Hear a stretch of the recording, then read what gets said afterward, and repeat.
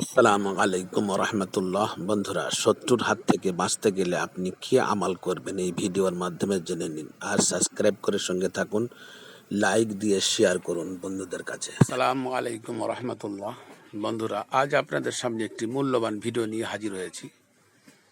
এই ভিডিওটি যত্ন সহকারে দেখুন আর শেয়ার করুন বন্ধুদের কাছে।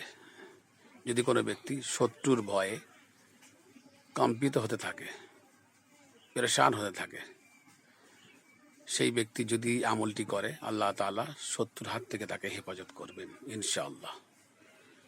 সেই ব্যক্তি যেন রাত্রে 200 বার আস্তাগফিরুল্লাহ আল্লাযী লা ইলাহা ইল্লা হুয়াল হাইয়ুল কাইয়্যুম ওয়া আতুবু ইলাইহি, এই আস্তাগফার 200 বার পড়ে।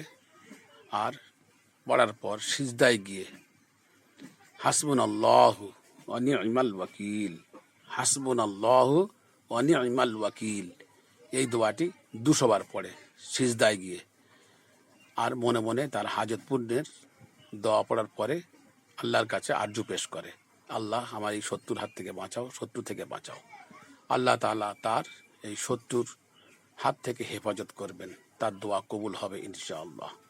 পেরেশান থেকে আল্লাহ তাআলা তাকে হেফাজত করবে, শত্রুর হাত থেকে বাঁচাবে।